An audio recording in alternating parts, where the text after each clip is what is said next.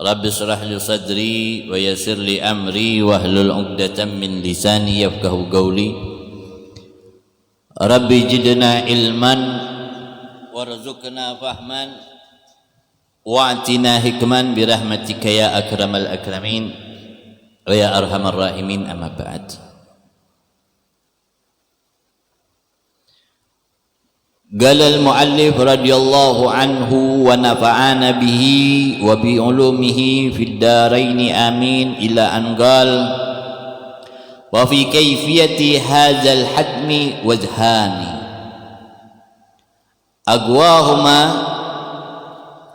anna Allah ta'ala yuskitu alsinatahum wa yuntiku jawarihahum fatashhadu alaihim wa anna zalika fi qudratillahi ta'ala yasir wa ammal iskat fala khafa'a fihi wa ammal intaq fa innal lisana udwun mutaharrikum biharakatin makhsusah fajaja takhriku ghairihi bimisliha wallahu ta'ala qadirun ala kullil mumkinat wal wajhul akhar annahum la yatakallamuna bi syai'in liinqita'i a'dharihim wanhitaki astarihim fayagifuna nakis ru'usihim la yajiduna a'zaran fayatajirun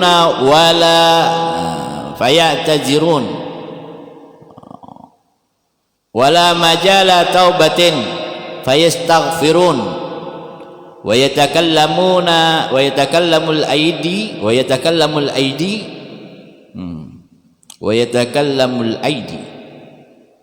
aidiyan huwa zuhurul amr bihaitsu la yusma'u minhul inkar wa sahihal awwal kaza fi sirajil munir. Taib. Pada pertemuan yang lalu kita sudah membahas bahwa anggota tubuh kita di hari kiamat nanti akan memberikan kesaksian di hadapan Allah. Perhatikan. Lalu pertanyaannya, bagaimana anggota tubuh ini akan memberikan kesaksian di hadapan Allah Subhanahu wa taala? Maka di sini diterangkan kaifiyah, tata cara nantinya anggota tubuh kita akan memberikan kesaksian di hadapan Allah Subhanahu wa taala. Bagaimana sih caranya? Adapun berkaitan dengan hal yang demikian ini, para ulama berbeda pandangan di dalamnya sehingga membuahkan hasil ada dua pandangan yang berkaitan tentang keadaan anggota tubuh ketika memberikan kesaksian. Kita sudah jelaskan pada pertemuan-pertemuan yang lalu bahwa nanti tangan akan berbicara, kaki akan berbicara, sedangkan mulut akan dikunci oleh Allah Subhanahu wa taala. Oleh karenanya di sini dikatakan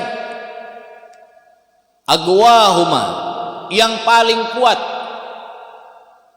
pendapat yang paling kuat di antara dua pendapat yang nanti kedua-duanya akan kita beberkan juga, akan kita sampaikan, akan kita jelaskan.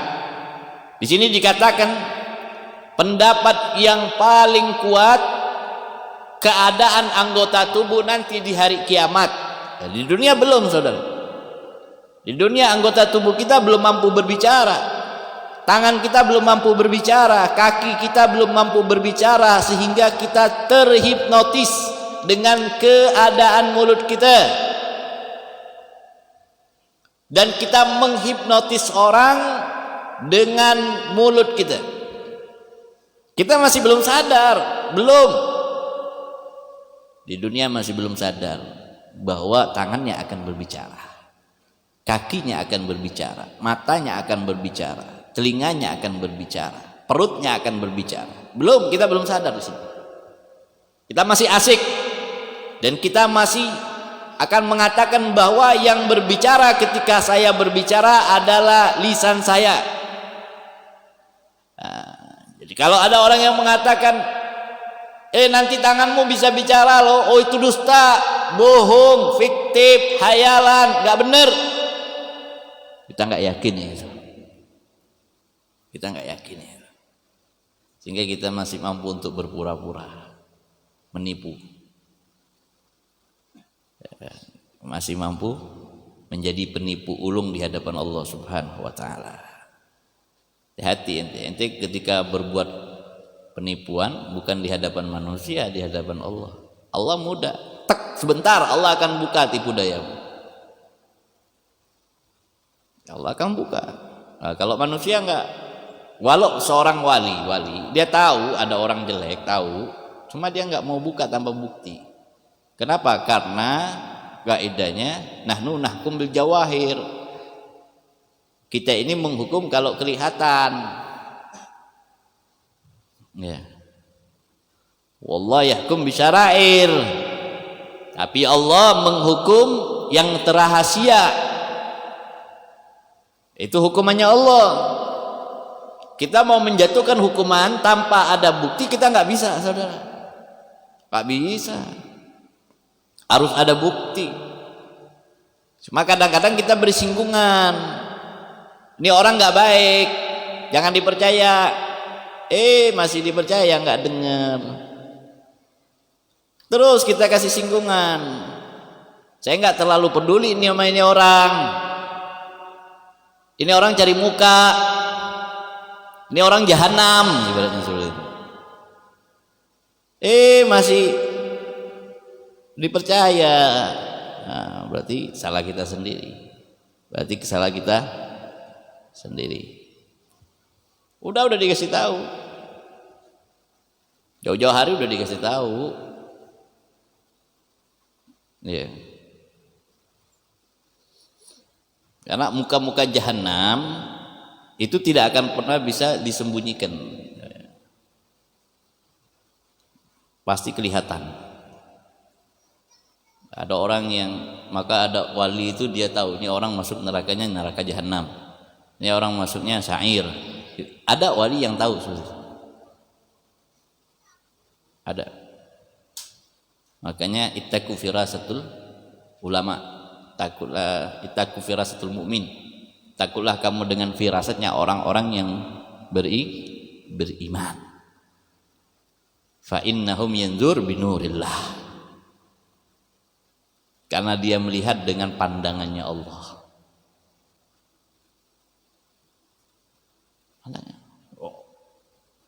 Ada pemabuk datang sama wali nggak marah kan? Marah nggak?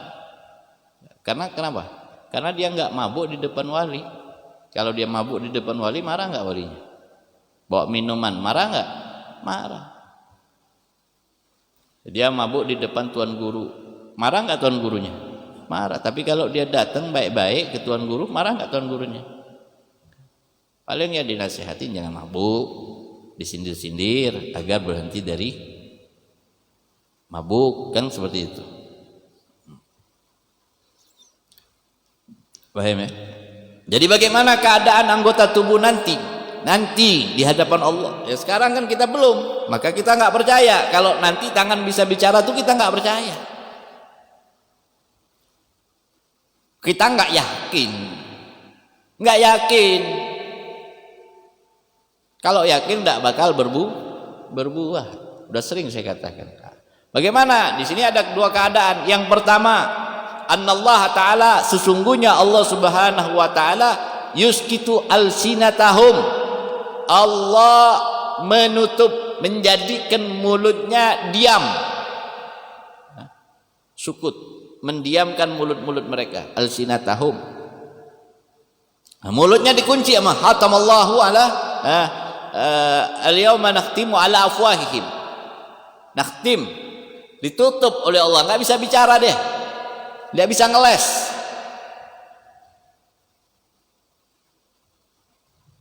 Nggak bisa ngeles, ya nggak bisa bicara, udah nggak bisa bicara, ditutup mulutnya. Nah, sekarang yang disuruh bicara siapa? Tangannya. Maka di sini dikatakan wayuntiku jawarihahum fatashhadu alaihim, wayuntiku, dan yang berbicara nanti di hadapan Allah jawarihahum, anggota tubuhnya.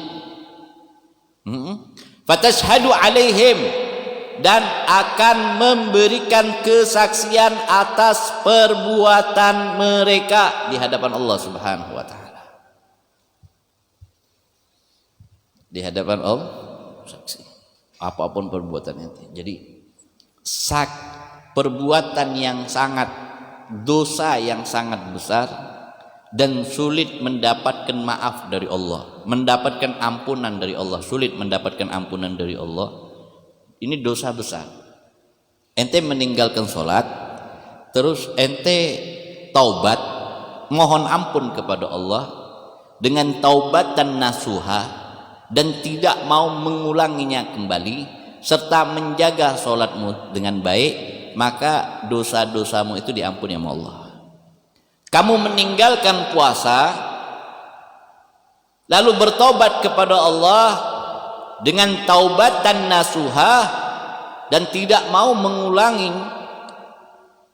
perbuatanmu itu kembali, maka dosa-dosamu diampuni oleh Allah. Ada dosa yang besar yang sulit untuk mendapatkan ampunan Allah, apa? Mencuri harta Allah dan harta Rasulullah serta harta umat Islam. Apakah orang bisa mencuri harta Allah, Habib? Bisa mencuri harta Rasulullah? Bisa. Bagaimana? Contoh gini. Ada orang mau nyumbang masjid. Ada orang mau nyumbang masjid. Nah, si Dani menjadi panitia masjid. Si Fahmi datang ke Dani bawa uang untuk nyumbang masjid. Uangnya dimakan sama si Dani, saudara. Ini berarti si Dani mencuri hartanya Allah, mencuri hartanya Rasulullah, mencuri hartanya umat Islam. Masjid itu rumah umat Islam atau bukan? Tempat ibadah umat Islam atau bukan? Nah, jadi taubatnya bagaimana? Dia minta maaf sama umat Islam, bukan hanya sama pengurus masjid, saudara, sama umat Islam. Maaf ya, kemarin ada orang nyumbang buat rumah ibadah kalian, saya makan duitnya. Dia harus umumkan dirinya ke semua umat Islam. Kalau dia makan hak umat Islam, kalau umat Islam ada yang memaafkan, maka dimaafkan dosanya sama Allah. Kalau tidak, maka enggak dimaafkan sama Allah Subhanahu wa taala. Jadi bukan jangan sembarangan ini. Sama dengan majelis, saudara. Ada orang buka majelis. Majelis untuk umat Islam atau bukan? Untuk umat Islam. Sama. Orang nyumbang untuk majelis, ente makan, ente curi, ente khianati, ente tipu, minta maaf sama umat Islam. Ya, bukan main-main ini. Jadi jangan dikasih hati orang yang seperti ini. Bukan main-main. Ini hak Allah, hak Rasulullah. Saya punya guru Habib Muhammad bin Agil Latus, baru kemarin maulid ngomong. Ada orang yang berani curi haknya Allah. Ternyata subhanallah kenanya ke kita. Ada orang yang berani curi haknya Allah. ada orang yang berani curi haknya Rasulullah. Itu di pesantren diomongin seperti itu. Ada orang yang berani curi haknya Allah, haknya Rasulullah, hartanya Allah, hartanya Rasulullah. Ini dosa yang paling besar. Guru saya ngomong seperti itu.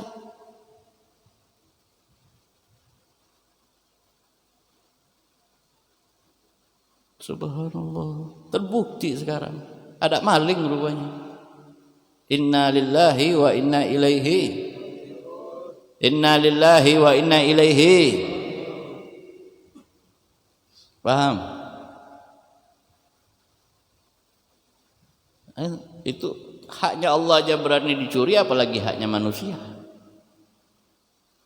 Haknya Rasulullah aja, hartanya Rasulullah aja berani dicuri, apalagi hartanya manusia. Jadi kalau ente pegang keuangan masjid, hati-hati, itu uangnya Allah, itu uangnya Rasulullah. Ente jadi bendahara majelis, itu uangnya Allah, itu uangnya Rasulullah. Bukan uangnya kita, bukan. Makanya saya itu selalu pisahin. Kalau uang ada orang nyumbang nih, nyumbang. Tanya, saya punya istri.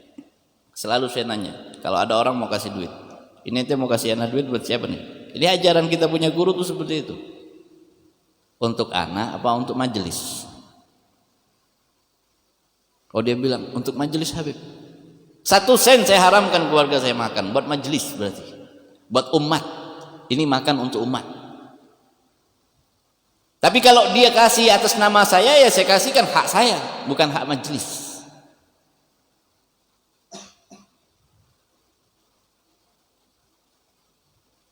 Makanya uang majelis dibedakan, dipisahin. Jangan sampai tercampur dengan uang rumah tangga, takut kemakan nanti.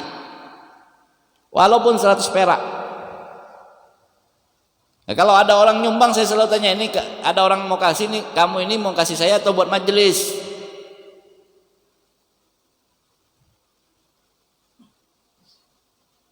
Oh, buat Habib, alhamdulillah selamat. Berarti harta saya harta majelis. Tapi harta majelis bukan harta saya, ini hartanya umat yang datang ke sini. Siapa? Untuk kopinya, untuk makannya, untuk snacknya, untuk air mineralnya. Itu duitnya. Duitnya ente orang, bukan duit anak.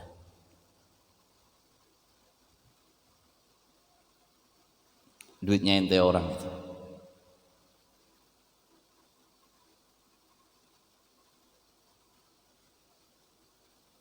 Makanya anak kadang-kadang marah. Kalau lampu ini selain di malam majelis dihidupin semuanya. Anak paling alasan panas, ini kepanasan, panas. Maksudnya panas apa? Kita ini udah pakai lampu, bukan haknya kita. Karena lampu ada yang bayarin atas nama majelis. Makanya pakai 1 aja. Karena kita cuma nyumbang untuk bayar lampu sedikit. Kalau saya sendirian, saya hidupin cuma 1 doang lampunya. Kok rumah Habib malam-malam lain gelap? Bukan gelap, takut orang bayarin buat majelis, bukan buat Habib Alwi, bukan. Kalau Habib Alwi nggak punya majelis, nggak ada orang yang mau kasih duit, nggak ada orang yang mau nyumbang.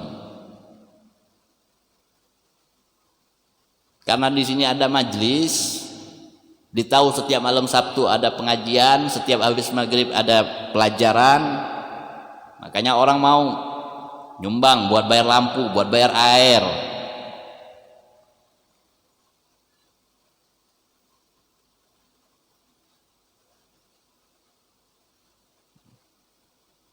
Paham? Bukan duit anak, itu duit ente orang. Jadi dosa yang paling besar, dosa yang paling besar. Jadi jangan anggap enteng, jangan. Mencuri hartanya Allah, mencuri hartanya Rasulullah, mencuri hartanya umat Islam. Nah, ulang lagi itu dosa yang paling besar. Masuk dalam, hujan. Masih banyak muat.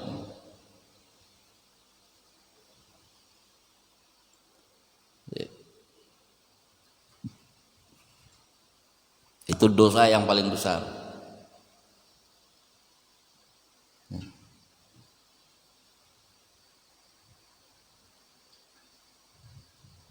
Jadi jangan so alim sudah, kalau orang yang suka curi ya nggak ada manfaat ibadahmu tuh.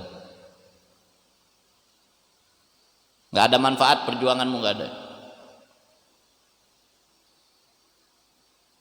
Nggak ada.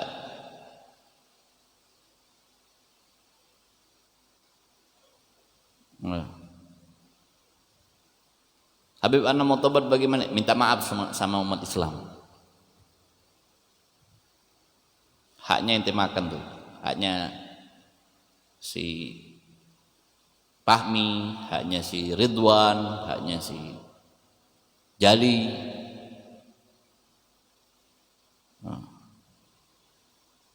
Paham? Ini anak syiarin biar orang-orang tahu nih, yang senang-senang makan uang majelis biar tahu. Ente curi haknya Allah. Ya. Banyak orang-orang majelis seperti itu, membawa-bawa nama majelis, jual-jual nama majelis untuk kepentingannya pribadi.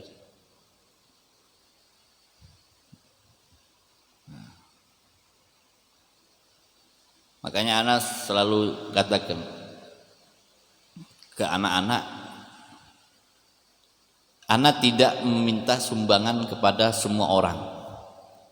Kalau ada yang mau nyumbang, jangan ada yang nagih, nggak ada tagihan buat bulanan. Masukin ke rekening. Iya. Karena kalau udah masuk rekening itu pasti jujur udah. Kalau udah ada yang nagih-nagih itu udah pasti nggak jujur itu. Ya. Ente mau nyumbang ke masjid, masjid kan pasti ada rekeningnya. Masukin ke rekening masjid. Mau nyumbang ke majelis pasti ada rekeningnya. Masukkan ke rekening majelis. Selamat. Paham?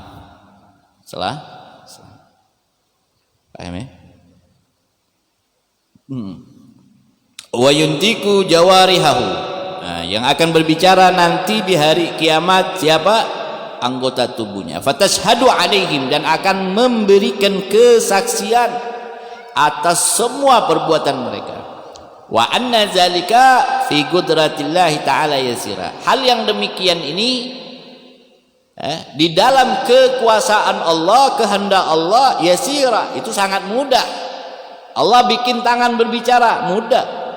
Oh, ente bilang mustahil. Oke, ente katakan mustahil. Mustahil kaki berbicara, mustahil tangan berbicara, mustahil mulut berbicara. Betul kau katakan bisa mustahil. Itu di pemikiran kamu, tapi di kehendak Allah, di perbuatan Allah, di keagungan Allah, di kebesaran Allah, di maha kuasaan Allah, itu yasira, mudah. Mudah.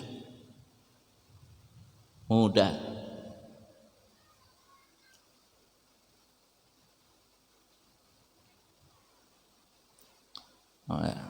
Enggak apa namanya, enggak sulit. Bagi Allah suruh tangan bicara. Ini Allah masih suruh tangan untuk enggak bicara. Nih.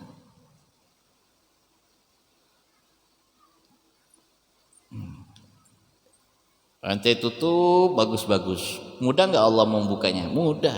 Sebentar aja Allah membukanya kan.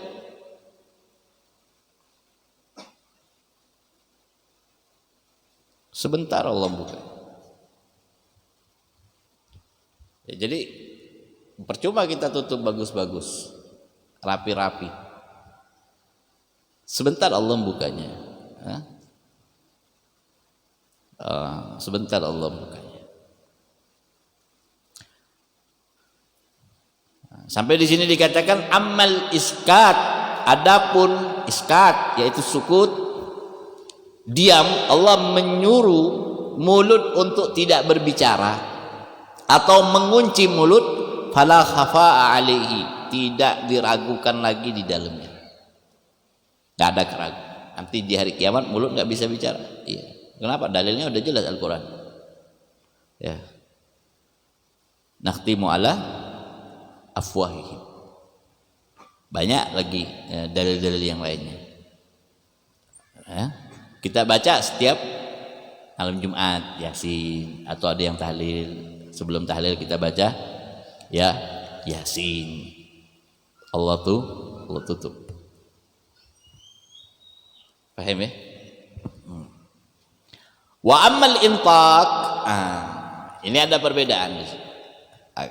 Oke, Allah menutup pintu mulut, Allah menutup mulut manusia sehingga mulut tidak berbicara tanpa ada diragukan.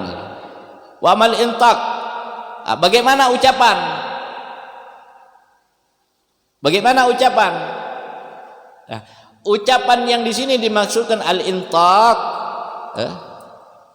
bukan kalam lisan, bukan ucapan lisan. Ada orang yang berkata, oke, Allah tutup mulutnya, nggak bicara. Sedangkan Allah suruh bicara. Yang bicara siapa? Ya. Bukan mulutnya yang bicara, jawarihahu. Ya. Anggota tubuh mereka. Yang udah kita jelaskan bahwa anggota tubuh ini punya mulut-mulut yang nantinya akan berbicara di hadapan Allah, memberikan kesaksian yang benar. Nggak ada dusta di dalamnya, sedikit pun nggak ada kedustaan sama sekali di dalamnya. Betul-betul penyaksian yang benar, penyaksian yang tepat, penyaksian yang jujur, penyaksian yang amat sangat jelas.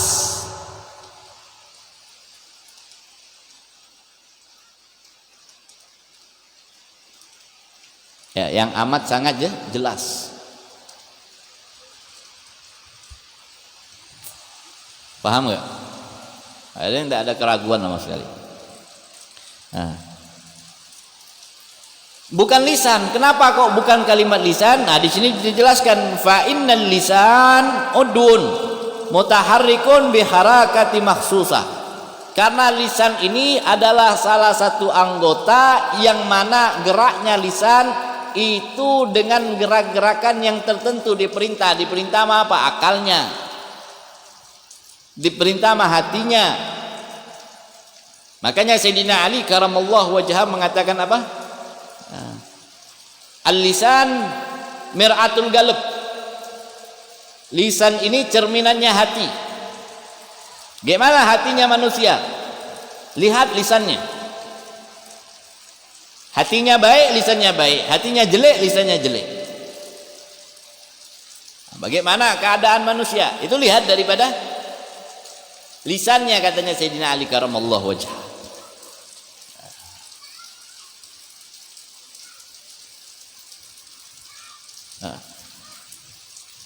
Maka di sini dikatakan fa innal lisan udwun mutaharrikun bi harakatin makhsusatin.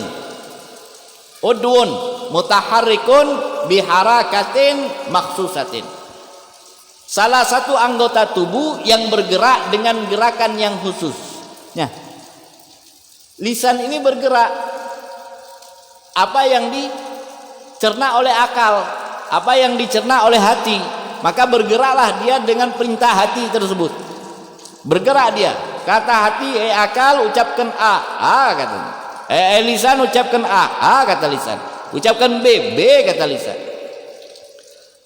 Kalau lisan ini saja mampu Allah gerakkan dengan gerakan yang khusus, perhatikan, lisan saja mampu Allah gerakkan dengan gerakan yang khusus, fajaza tahriku ghairihi bimislih, maka sungguh sudah amat sangat bisa Allah menggerakkan anggota yang lain selain lisan sebagaimana geraknya lisan. Kecil bagi Allah itu. Bagi Allah itu kecil. Lisan bisa bergerak, mulut bisa bergerak. Lisan bisa bicara, mulut bisa bicara. Lisan bisa memberikan kesaksian, kaki bisa memberikan kesaksian. Zaza, mudah, gampang. Bagi Allah ya taharrak, menggerakkan, tahriku ghairi, menggerakkan selain lisan dengan apa? Bimisliha, seperti geraknya lisan. Ya, seperti geraknya lisan, mudah. Ya, mudah. Wallahu ta'ala qadirun ala kullil mumkinat. Allah maha mampu Sifatnya Allah ini. Sifatnya Allah apa? Allah maha mampu untuk melakukan sesuatu yang dianggap tidak mungkin bagi manusia. Menjadi mungkin, mampu Allah. Anak katakan tadi, anak ulang lagi. Kita berpikir nggak bakalan ini kaki berbicara, tapi bagi Allah mungkin. Gak mungkin tangan bisa ngomong. Bagi Allah mungkin. Bagi Allah mungkin. Itu yang pertama. Jadi nggak ada yang tidak mungkin. Itu pendapat yang pertama. Jadi pendapat yang pertama, yang berbicara anggota tubuh. Yang berbicara anggota tubuh. Nah, lisannya nggak ikut campur sudah saat itu. Ada juga yang berpendapat bahwa saat itu lisan nanti diberikan waktu untuk berbicara, tetapi sedikit pun lisan tak mampu untuk berdusta. Lisan dikasih waktu nanti untuk bersaksi, berbicara. Omong kok lisan. Tapi semua yang dikeluarkan nama lisan tidak bisa dikendalikan oleh akal manusia itu. Sehingga apa? Dia nggak bisa ngeles terhadap apapun yang diucapkan nama lisan.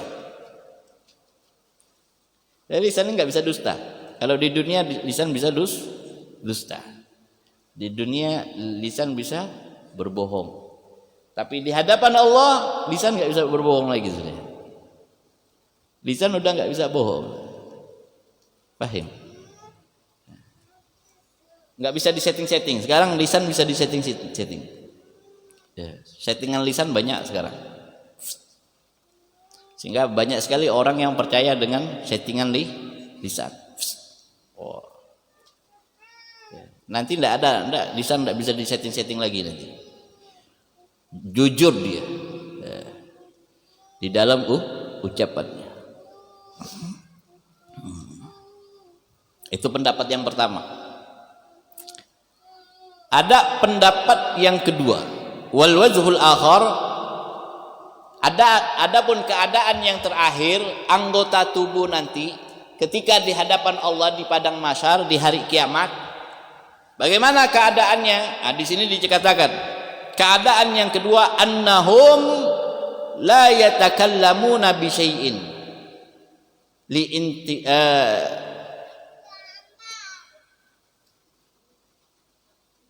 inqita'i a'dharihim. Annahum, ini pendapat yang kedua nih, perhatikan pendapat yang kedua. Itu baca yang terjemahannya, ente dengerin anak. Kadang-kadang terjemahannya itu membingungkan. Artikel di sini dikatakan apa? Annahum, dan sesungguhnya mereka la yatakallamuna bi syai'in. Manusia itu nanti di hadapan Allah la yatakallamuna bi syai'in, enggak ngomong apa-apa sama sekali. Tangannya Habib, tangannya juga enggak ngomong. Kakinya juga enggak ngomong. Lisannya semuanya enggak ngomong, diam. Li'in kita ya adzarihim, untuk menyanggah perbuatan mereka semasa di dunia,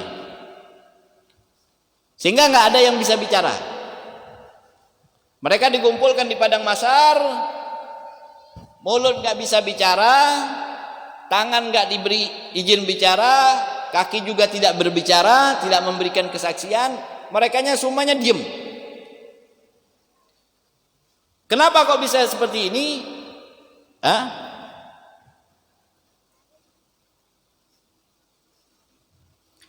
Karena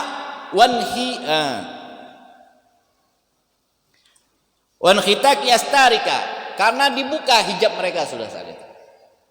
Jadi mereka dikumpulkan, kumpul semuanya tanpa bicara, tanpa ada protes, tanpa ada apa-apa, nggak bicara. Ini pendapat yang kedua. Ini pendapat yang kedua. Nggak ada bicara sama sekali nggak ada bicara. Nggak ada bicara sama sekali. Diam. Dia disuruh berbaris. Yang ada apa? Allah bukakan semua semua perbuatannya semasa di dunia, semuanya dibukakan.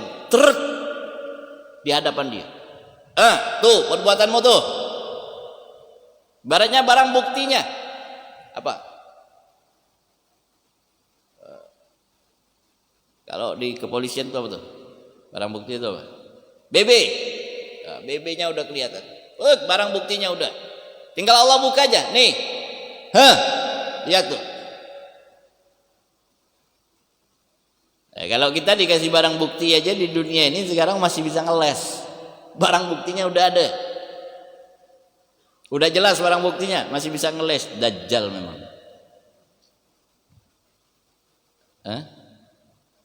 Masih bisa ngeles ya, Dajjal itu namanya syaitan. Itu setan berwujud manusia itu.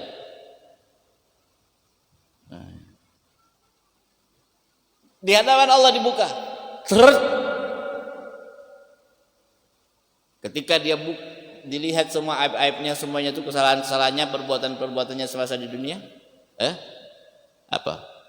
Fayagifuna nakisur usihim.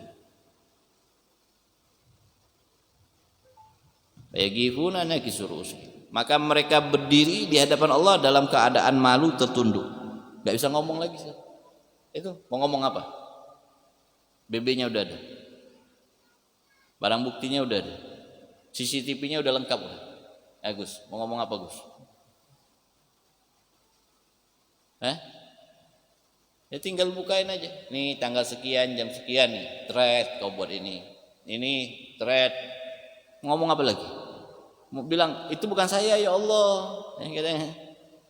Itu diedit mukanya ya Allah. Allah bilangnya yang edit siapa? Nggak bisa. Akhirnya apa? Nakisur usi. Makanya Allah katakan apa?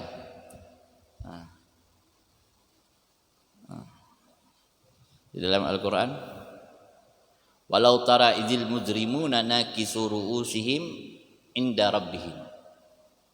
Kalau kalian ini diperlihatkan keadaan orang-orang yang mujrim yang berbuat kemaksiatan semasa hidupnya di alam kuburnya. Bagaimana keadaannya mereka? Nakisu ru'usihim, mereka menundukkan kepala mereka. Di mana? Inda rabbihim, di hadapan Tuhan mereka, ya kayak tadi.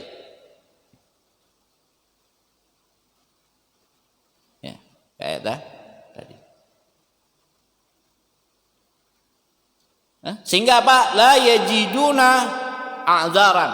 Sehingga sampai mereka tidak mendapatkan lagi alasan untuk menyanggah perbuatan ini. Enggak ada lagi alasan. Azarnya, uzurnya udah enggak ada. Alasannya udah enggak ada udah. Mau nyanggah itu udah enggak dapat. La yajiduna, nggak dapat dia ajaran, nggak dapat lagi uzur. Alasan apa? Mau alasan apa?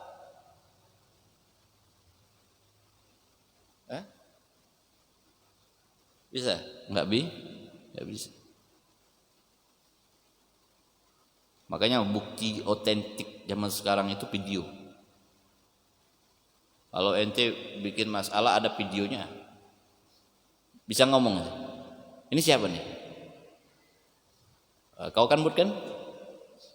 Iya Pak. Muka kamu kan Bud kan? Iya Pak. Kamu yang lakuin kan? Iya Pak. Bisanya enggak Budi? Mana Budi? Bisa? Enggak bisa. Kenapa? Ada videonya.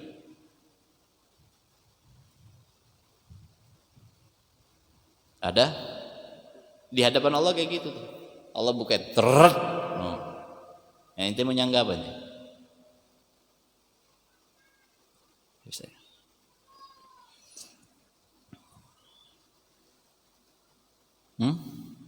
Ini pendapat yang kedua, sehingga nggak bisa ngasih alasan, nggak bisa. BB-nya sudah ada, barang buktinya sudah ada. Paham? Bahkan di sini dikatakan apa? La yusma'u minhu inkaran, sehingga enggak didengar lagi. Alasan bagi mereka, pengingkaran mereka itu terhadap enggak ada. Enggak didengar lagi. Ya, kita mau ngingkar apa tuh? Itu sudah ente kan? Iya. Kamu kan? Iya. Rumahmu kan? Iya. Tempat perkumpulanmu kan? Iya. Majelismu kan? Iya. La yasma, tidak didengar lagi. Tidak didengar lagi minhu darinya al-inkar, penolakan. Tapi ini pendapat sebagian ulama mengatakan kurang sahih. Yang sahih pendapat yang pertama, bahwa nanti anggota tubuh semuanya akan disuruh bicara untuk menjadikan saksi di hadapan Allah Subhanahu wa ta'ala. Baik.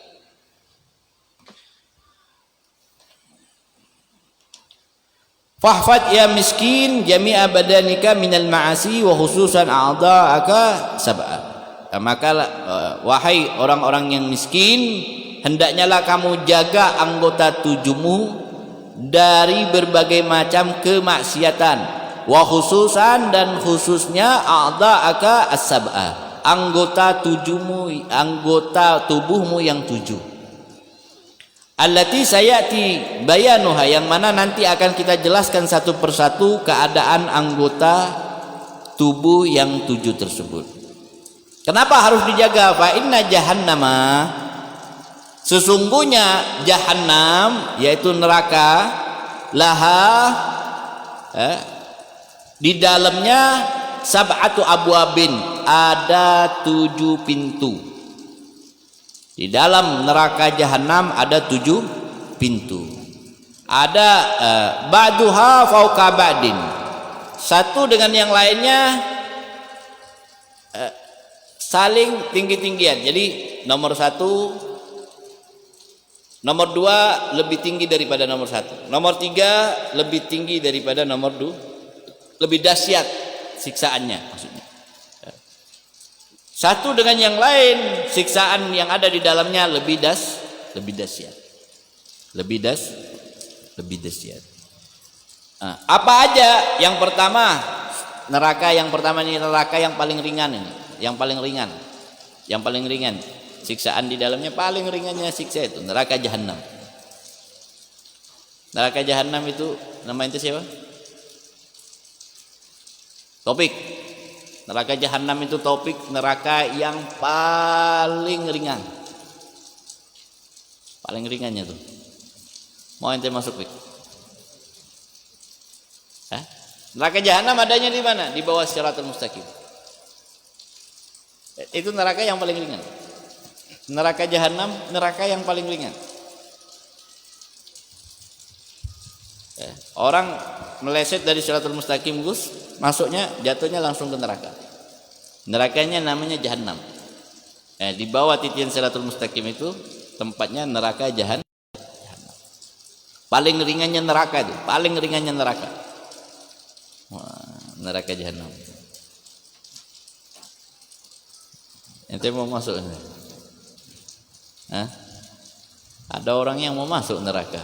Gak apa-apa deh, saya masuk dalam neraka bisa ketemu dengan fans saya. Wah, belum tahu deh. Neraka jahanam ini neraka yang paling rendah, paling ringannya neraka. Yang ringannya aja kita dengar siksaannya dahsyat, apalagi yang summa ladha, setelah jahanam nomor 2-nya neraka ladha. Lalu summal khutama, yang ketiga khutama. Summa sa'ir, yang keempat sa'ir. Summa sagar, lalu yang kelima sagar. Summa jahim. Jahannam dengan jahim beda ya. Summa jahim, itu yang keenam jahim. Yang terakhir itu hawiyah, neraka hawiyah.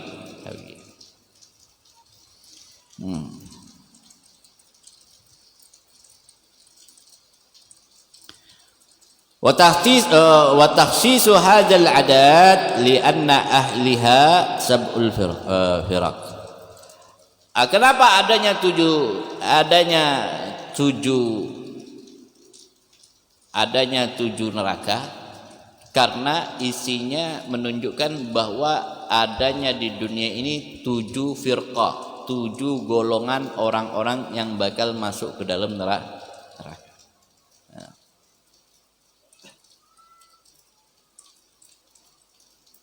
Wa aidan annahu ala wafqil a'da'i sab'a min al-'ain wal udhun wal lisan wal batan wal farad wal yad wal rijal.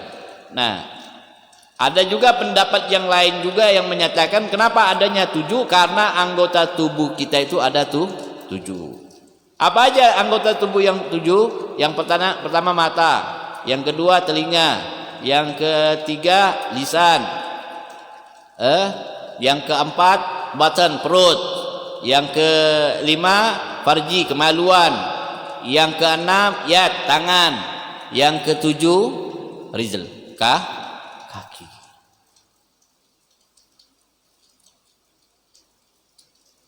Li'annaha masadirus sayyi'at fakanat mawariduhal abwab sab'ah.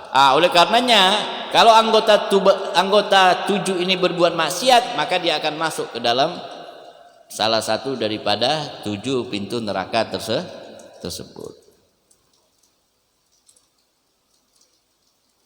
Walamma kanat hiya bi'ainiha masadirul hasanat bisatrin niyah. Begitu juga orang-orang yang berbuat kebaikan itu bagaimana? Berbuat kebaikan itu dasarnya dengan niat. Berbuat kebaikan dasarnya dengan niat. Wan niat min amalil qalb, sedangkan niat itu amalannya hati. Oleh karenanya ada tambahan dalam anggota tubuh jadatil a'dha wahidah, maka ada tambahan 1 yaitu hati. Faju'ilat abwabul jinan samaniyah. Oleh sebab itu dijadikanlah pintu surga itu ada 8. Kok pintu surga 8? Karena termasuk hati. Surga enggak hati, kenapa? Makanya dikatakan yang dihukum itu zahir, hatinya hukuman Allah. Makanya enggak masuk ke dalam, enggak ada surga neraka untuk hati. Tapi surga 8 kenapa? Karena anggota tubuh itu dihitung 8 apabila hati dimasukkan. Ya, apabila hati masukkan.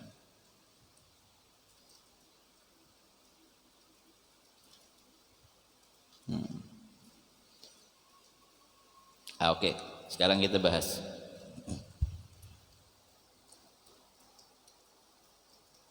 Falikulli darakatin qaumun yaskununaha. Falikulli darakatin qaumun yaskununaha. Dan setiap pintu-pintu neraka itu ada penghuninya. Ada penghuninya. Galal Dhahak, Imam Ad-Dhahak beliau mengatakan fi darakatil ula, neraka Jahannam, yaitu neraka yang pertama ahlu tauhid, untuk orang-orang yang bertauhid tapi yang bermaksiat kepada Allah. Allazi udkhilun nar yu'adzabun biqadri dzunubihim summa yukhrajun. Orang-orang yang ahli tauhid ketika dia bermaksiat, makanya Rasulullah SAW mengatakan apa? Man kana fi qalbihi miskala dzarratin minal iman dakhalal jannah. Man kana fi qalbihi, barang siapa yang ada di dalam hatinya sebiji keimanan, dia masuk surga. Bukan berarti langsung masuk surga. Kalau dia maksiat disiksa dulu di mana? Di Jahannam. Di Jahannam. Makanya orang-orang tua itu suka kalau ada orang maksiat dibilang Jahannam. Maksudnya apa? Tempat ente kalau nggak taubat Jahannam. Paham? Oh, bukan kasar itu. Tempatnya dia orang ahli maksiat itu Jahannam. Kalau dia nggak taubat. Ya kalau dia nggak taubat. Paham ya? Dia diazab, disiksa dulu. Udah selesai siksaannya, sebatas waktu yang ditentukan oleh Allah atas semua dosa-dosanya, summa yukhrajun, maka dia akan dikeluarkan dari neraka Jahannam dan dimasukkan ke dalam surga. Wa fi tsaniya Nasara. Neraka yang kedua untuk Nasara. Wa fi tsalisa dan yang ketiga Yahud, untuk Yahudi. Wa fi rabi'ah Rabi yang keempat untuk apa? Sabiun. Sabiun ini orang yang musyrik atau orang yang murtad, keluar daripada agama. Wa fil khamisah atau untuk apa ya? Orang yang enggak percaya Tuhan. Sabiun itu bisa jadi apa itu? Yang enggak percaya Tuhan. Ateis. Wa fil khamisah al-majus. Yang neraka yang kelima untuk orang Majusi. Wa fi sadisa dan neraka yang keenam ahli syirik, untuk orang yang berbuat syirik, mensekutukan Allah. Wa fi sabi'ah neraka yang ketujuh, neraka apa? Hawiyah, untuk siapa? Untuk orang munafik. Munafikun, untuk orang munafik. Orang munafik dahsyat siksaannya. Orang munafik dahsyat siksaannya daripada orang-orang yang dia masuk ke neraka hawiyah. Ya, itu. Jadi jangan senang jadi orang munafik. Waruwiya an Umar annahu qala, dan diriwayatkan dari Sayyidina Umar sesungguhnya beliau berkata, qala Rasulullah sallallahu alaihi wasallam, Rasulullah sallallahu alaihi wasallam bersabda, li jahannam sab'at abwab. Di dalam neraka, katanya Nabi sallallahu alaihi wasallam, ada 7 pintu. Babun minha liman sala saifa ala ummati. Satu pintu Allah khususkan untuk orang yang membunuh umatku tanpa sebab. Yang membunuh 6 syuhada ini. Jangan senang itu. Tempatnya di neraka. Tempatmu di neraka. Ini hadisnya Nabi sallallahu alaihi wasallam. Li jahannam sab'atu abwab. Di dalam neraka ada, di jahannam, di neraka jahannam itu ada 7 pintu. Ada 7 pintu. Salah satu pintu yang ada di neraka jahannam Allah persiapkan untuk orang yang menghuluskan pedang atau yang membunuh umatku, yang membunuh ala ummati, yang membunuh umat. Ya. Kaza fi Sirajul Munir. Sebagaimana hal ini didapat di dalam kitab Sirajul Munir. Dalam kitab Sirajul Munir.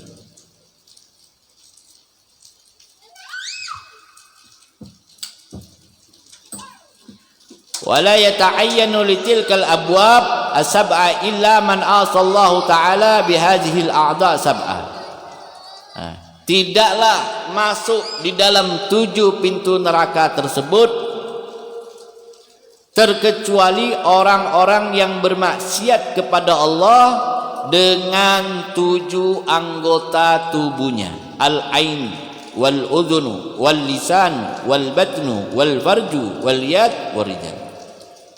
Al-ainu, yaitu orang yang bermaksiat dengan matanya, dengan telinganya, dengan lisannya, dengan perutnya, dengan kemaluannya, dengan tangannya, serta dengan kakinya. Maka orang kalau dia bermaksiat dengan anggota 7 ini, maka dia akan siap-siap mendapatkan tempat di dalam 7 neraka yang telah kita sebutkan tadi. Wa kullu wahidin min hadhihi ni'matun, setiap salah satu dari kenikmatan-kenikmatan yang Allah Subhanahu wa taala berikan tersebut, yajibu ala sahibiha, wajib bagi si pemiliknya, syukrihi, untuk mensyukurinya. Bagaimana mensyukurinya? Bisti'malihi fi ta'atillah ta'ala, dengan menggunakannya di dalam ketaatan kepada Allah Subhanahu wa taala. Wallahu a'lam bissawab. Nanti insyaallah minggu depan kita akan bahas hifzul ain. Jadi insyaallah pengajian kita pengajian umum itu ana rubah pengajian umum.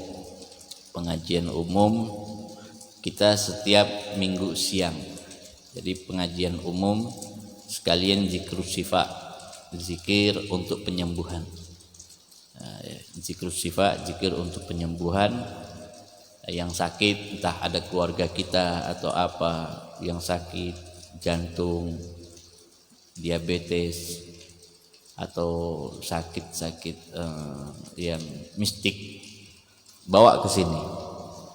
Atau apalah sakit, kita berdoa kepada Allah, mudah-mudahan Allah menurunkan kesembuhan kepadanya. Syaratnya apa?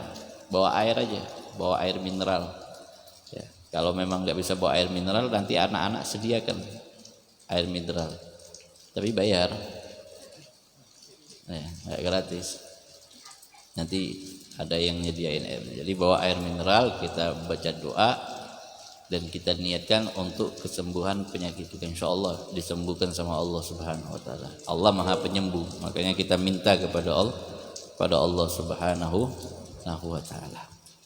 Itu ya. Nah, malam Sabtu bagaimana Habib? Malam Sabtu insya Allah karena kitab Maragil Ubudiyah belum selesai, tetap kita lanjut. Mungkin nantinya kita baca ratib dan baca maulid seperti biasa ya, baca ratib dan baca maulid. Cuma majelis kita yang ibaratnya majelis intil lah ya, hari Minggu siang habis zuhur. Kenapa? Karena biar enggak barengan dengan majelis yang lain. Habib kepingin juga kita silaturahmi ke majelis-majelis yang lain. Wallahu a'lam bissawab.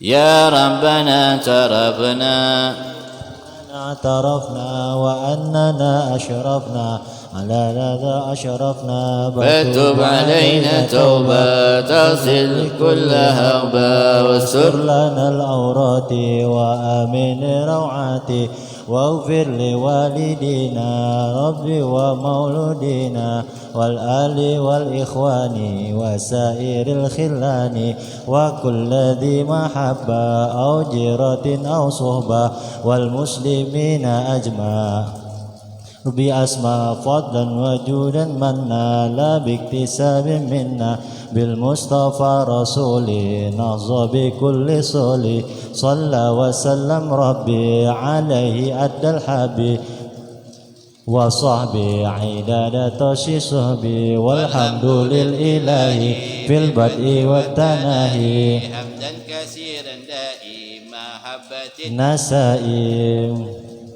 سبحان ربك رب العزة عما يصفون والسلام على المرسلين والحمد لله رب العالمين. تقبل الله منكم.